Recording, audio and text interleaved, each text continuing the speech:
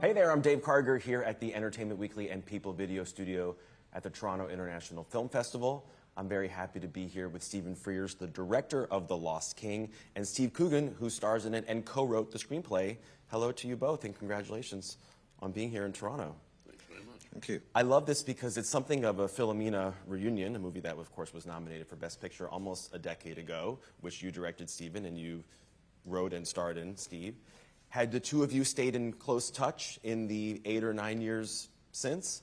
I think sort of, we sort of, every now and again we'd have a lunch and, see what's going on, see what he's up to, see what I'm up to. But I think I was always looking for another opportunity to do something with Stephen because it worked very well first time round. The experience on set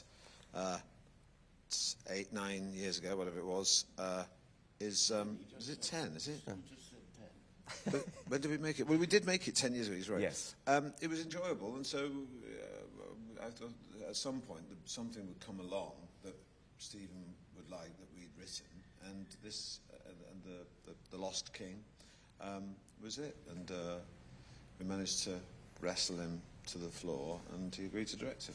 So Steve and Jeff Pope wrote this screenplay based on a book co-written by Philippa Langley, who was kind of an amateur historian who wanted to exhume the remains of King Richard III and try to find out where they were and bring them up.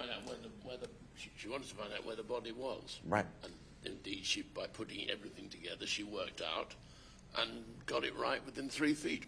Was this an easy sell for you when Jeff and Steve came to you? When they, listen, you're lucky when you get a script as good as that. Yeah, I mean, Stephen doesn't just take the scripts and shoot it. He asks tough questions and says, what's this scene about, or something needs to be made clearer. We say, what are you trying to say in the scene? We'll say, well, the scene's about this, and he says, well, you've got to make it clearer, so we'll tinker with it.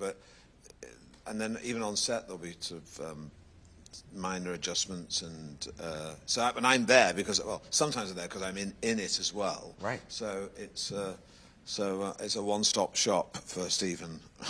We should mention Sally Hawkins, who unfortunately is not here, but she's your leading lady. Yes, she's and terrific. Is just fabulous, as she always is in this role, brings such a great, unique sense to it.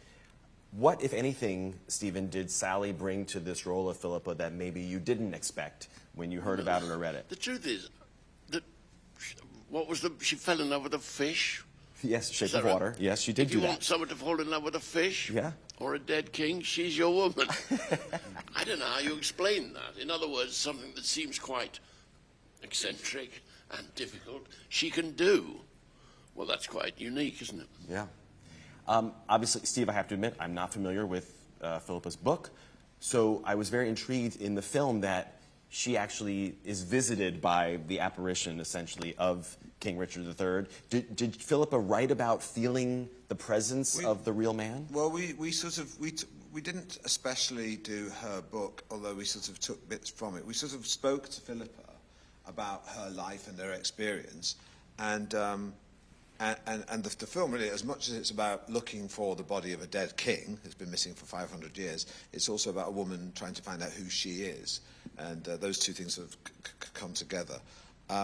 But yes, she told me she did speak to, have sort of these conversations in her head with the dead king, and so we thought we'd make them flesh and bring Richard to life. And Harry Lloyd, very talented actor, plays Richard, and so we have these real conversations. So there's artistic license in there, but I think sure. the bones, if you forgive the pun, of the story are pretty faithful to what happened. Those really are some of the greatest moments in the film, when Philippa kind of runs into the king and on the street. How did you approach those scenes, given that they add such great lightness to it in the film? Well, they're quite straightforward, aren't they? I mean, you must see ghosts the whole time. They're just there, and you talk to them. They were quite straightforward. Didn't seem to me it needed, a lot of white sheet stuff. Just get on with it. Yeah.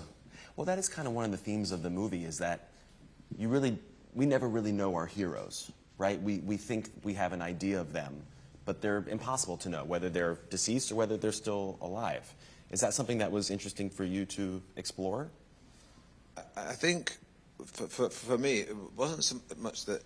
I think people often when they have issues with themselves, project themselves onto another person, or hero worship, a figure, as a way of sort of focusing their life. And Philippa did have her own issues and her own problems that we explore in the movie. Suffers from ME and was marginalised by people and overlooked in her life. And she found a sort of kindred spirit in King Richard and the way he'd been judged by history. And so we sort of played on that symbiosis, if you like, and exploited it, as she did, because, as Stephen said the other day, she's looking for a king, and found him, but not only found the king, found out who she was, found her own voice. Good feminist film. Yes. Well, Stephen, let me also ask you, because I think one of the things that's at play here with this film is this idea of humanizing royalty. And obviously there's a parallel to The Queen, which many people credit as being the film that changed the perception of Queen Elizabeth II. Not bad for a Republican. Yeah, is that ironic to you that you had this effect? No, to be fair, we always, well, everybody on that film, they thought the Queen was like their mum, so it was quite straightforward, and always true, trying to say, oh, well, this institution is one thing, but she is herself extraordinary, as you see from the reaction to her death. Right. Is that different from your points of view? I think, well, I would also class myself as a Republican, but I'd also add the caveat that, of course, I think the Queen uniquely commanded respect across the board, whatever the colour of your political views, because she put the hours in her entire life and did have a sense of duty, and all those things people are saying are absolutely true. So I think that it is a separate thing. I'm sort of on the same page as Stephen with this, really. Have you had a chat with Helen Mirren in the last couple of days, given that you made that project together? Funnily enough, I haven't. No. But I wouldn't want to have been the Queen. It must have been a ghastly life.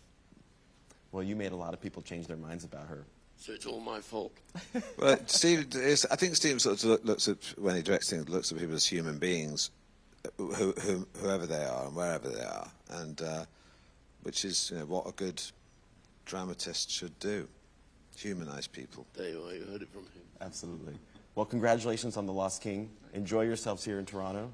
Steve Coogan and Stephen Frears. Thanks so much.